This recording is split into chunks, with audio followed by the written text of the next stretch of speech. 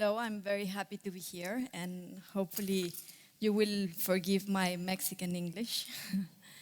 And I want to talk about my story because it's very strange. My father used to be the director of the archaeological sites in Mexico, and I know very well the south and the north because I was born at the north, and we usually go shopping to the States. So I knew what the indigenous communities were wearing, and I also knew what the world was wearing. And from these two fashions,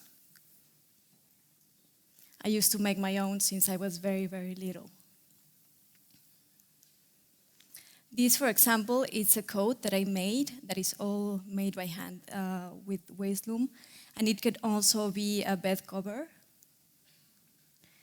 This is a coat that it's all made by waist loom as well, and it's dyed in mud. They place it sink it into mud for 2 months, and then they starting to take out with the feet in the communities all the hairy texture. So these are the ladies. It's like this is the skirt, and what I just did it was open the two parts of where the fabrics are connected, and then you can put the hands out of it. So this is the girl using one of our coats, and it's very strange, because in Mexico, usually the people that study the traditional garments are anthropologists or sociologists, and designers are not interested about it. So I wanted to study it, and for my amazement, everything was made out of squares and rectangles. This, for example, is a skirt, that is a wraparound skirt. Then you can mix two and make a poncho, or you can make a huipil, that a huipil is a dress that can be very short or very long. And then you can have a blouse, pants that you wrap it around, or even shirts that are very complicated to do. And this was very fascinating because in Mexico, we always say that we don't have fashion. And I couldn't believe it because I saw these beautiful ladies making the most special clothing. This continues, and then you can make it like round shapes and very organic. And this, for example, I like it very much because the indigenous communities started copying Spanish and Western clothing. And if you see, they started making the movements that a shirt needs, and they only folded here in the armpit how they can solve that movement, and it's just folding a square.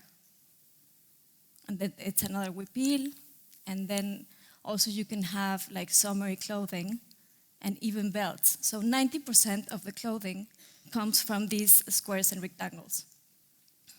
But I had to ask myself, why? Because obviously all the tailors were helped by the indigenous communities, and they could start using scissors and making all these curves. And the beginning of fashion is a textile. So I asked Doña Otilia, that she's a very good friend of mine, if she could explain me why they don't cut the fabrics yet, no? And can you imagine that with 8 sticks and cotton you can make fabric? So literally with 8 sticks, that the husband goes and makes them for them. And how? And it's very impressive, but in Mexico, 6 million artisans know the answer. So 6 million artisans, they know how to do, well, they don't know how to do it, but they know the answer of this. Doña Otilia explained me the process, and she collects the cotton that she grows, and then she takes out the seeds that actually you can eat the seeds as chips. Then she makes these tortillas, and then she makes these stripes. And here we have, this is called the malacate, that it's a spinner that, there's been for use the last 5,000 years. And then you make the thread. Then you can use your body to make the measurements, and use the soil to put the measurements where you want, the length of the blouse that you want to do. And then you start doing the warp, and then you start doing the loom. You attach it to the waist, and then to a tree or to a post, and then you start weaving. You can also brocade. That means that you can make these beautiful drawings. And if you need a needle, you just cut the thorn of the closest maguey, and then you can use it as an instrument.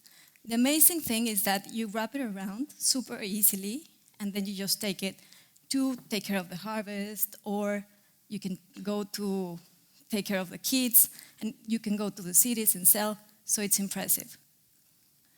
And obviously, it tells you the story of who you are. This huipil took 2 years to be done, so it's a lot of work. And every little, it's called worms because they are all, it's supposed to be a butterfly, and these are worms. They are different. Like, for example, on top of it, you have birds, soldiers, ladies.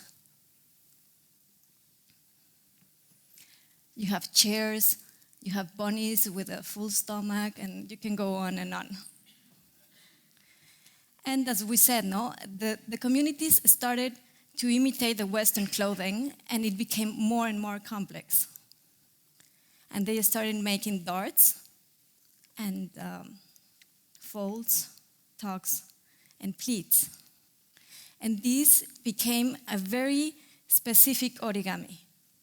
And you can make like circles, as we said. This, for example, you tear it off. They don't use scissors. So the magnificent thing of this is that they still not use scissors, and they just wrap the fabric, and you can have this magnificent tarahumara skirt.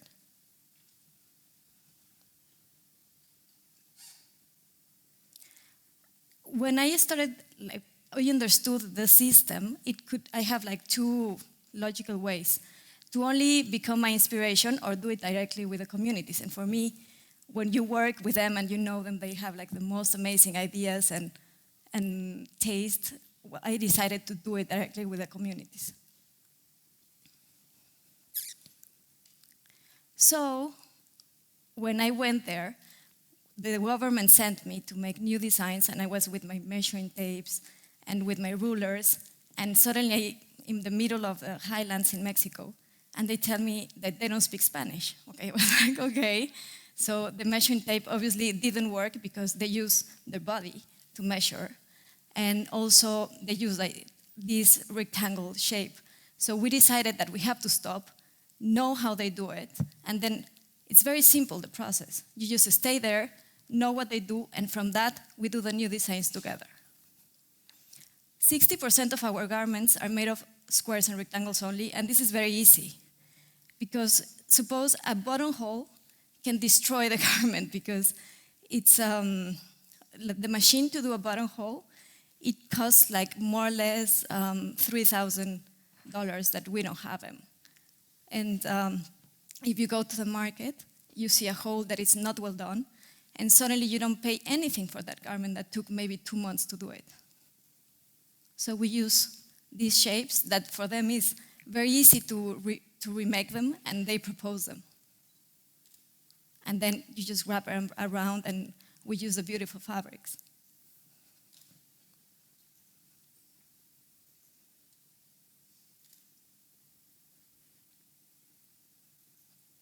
I'm going to show you some of the videos of how these garments are made. These, for example, the charros are the Mexican cowboys, that they do a lot of embroidery with leather. And it's very nice because they have to use a machine that is 100 years old, and they start like weaving around, but with the hand. And then with little scissors to cut the baby nails, they start like cutting around the stitches, and that never ever fades out. So it's very impressive. And then these are our coats, that are our eagle warriors, that many communities are involved, the silver community, the charros, and the tailors. This as well. These are Elko Motors shoes, that he's a Dutch designer.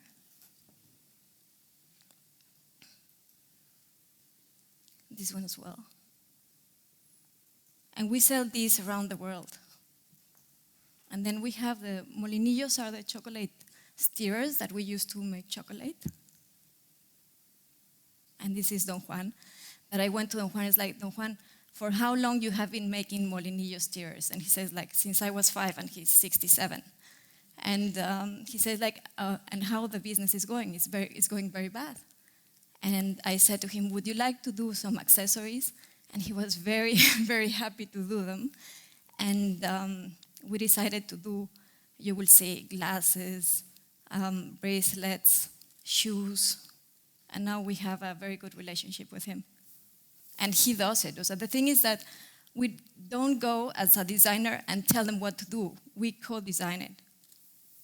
That's a chocolate steer.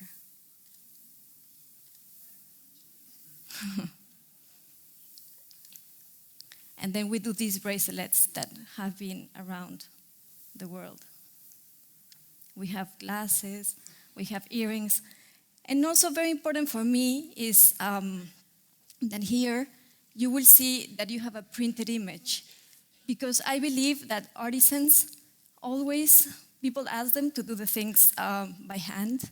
And in Mexico, 80% of the population that makes the textiles are women that have to take care of 8 kids, the costumes. And it's impossible that someone will pay, I don't know, what it took them a year and a half to do.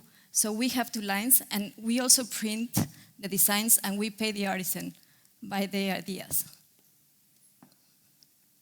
This is another design that here is like 7 different communities involved. Like the shoes are made in Mexico City, the bag is made in Guerrero, the steers are made in the Estado de Mexico. You have also the fabric that is made in the state of Mexico. So it's very complex. Here as well, but then you have the jeans that we can make more than 5,000, or we have even made like 1.5 million jeans.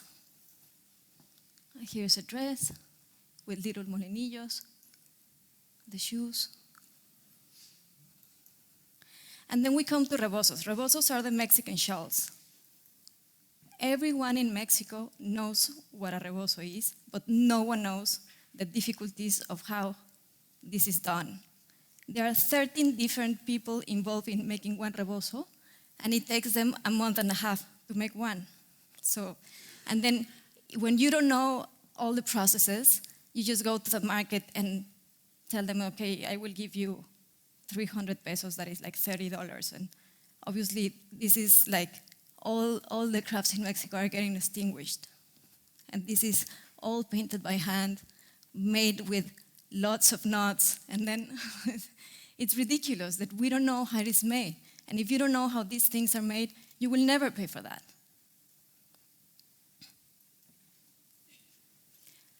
This is a rebozo. On top of it is an embroidered, and then we have like the industrial fabrication in the pants. Oh, sorry. We also make coats and make garments that are more complex, but we always try to get the communities involved in a certain way. This is one of our best sellers that you can play around and put it in many different ways. Like these ones, no buttons, it's a square, it's easy to make, it's one size. This one again, the squares, and it's easy to sew, to understand, because they've been doing this for 5,000 years. Then embroidery. Every season we choose a region to work with. And this season that is going on now, we made it in the south of Mexico, that is Yucatan and Campeche. And this is Doña Jenny, that she makes amazing drawings with her machine. And it's very complex because you can have a machine that does it better than her. So, but if we don't give them work, and these are disappearing, so we have to show the process of how this is done together with the sales. And then you have this, that is the ajolote, that is a Mexican pre-Hispanic animal. Then you have, on top of a rebozo, you have an embroidery. Again, another embroidery. Again, rebozos, embroidery, because we have something that we call parallel collections. that it's not that we go and produce something with one community. They all still in our catalog. And we work together forever. We try to.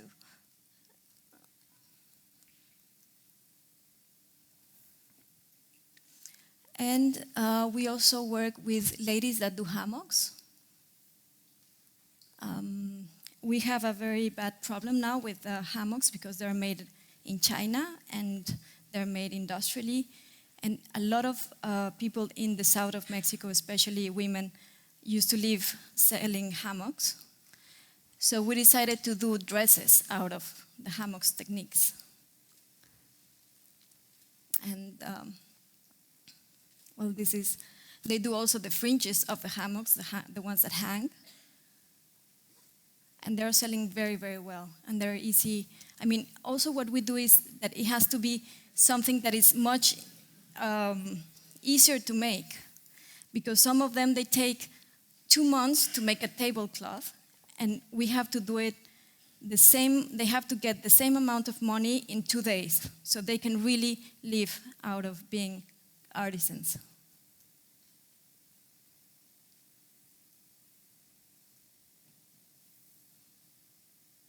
This is, you can see all the processes. The shorts are industrial. The blouse has the fringes, and then also the necklace is made by hand.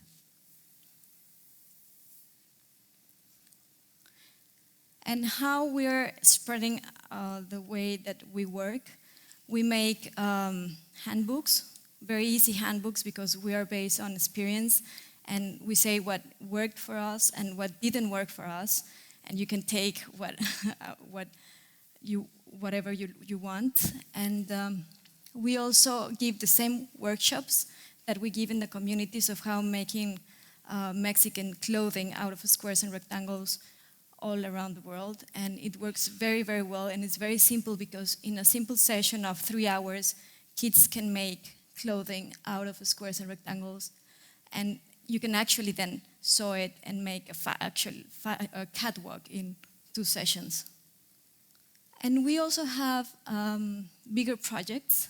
And these are the uniforms of Oaxaca, that is one of the poorest states in Mexico. And I wanted to pamper the children that have never been pampered in our country with the best fabrics and with the best solution for a uniform, because they used to get polyester, and polyester is very bad because it's very hot, and they still have the kitchens, in fire kitchens in the house, so there's a lot of burning and a lot of accidents. So we changed them for the best cotton, national cotton, and the skirts are wrap-around skirts, so they don't lose that technique and that tradition. And then the colors are the colors that the kings of the region used to have. And then if you see the fabric, it has a special weave. And something very important is that we reactivated fabrics and industries that were no longer working, and it was only for mothers, single mothers, so they have job for the next 6 years making these uniforms. And then obviously we have the stores, because it's very important to us to sell and that we can all live of our project and our dreams and our crafts. And that's it.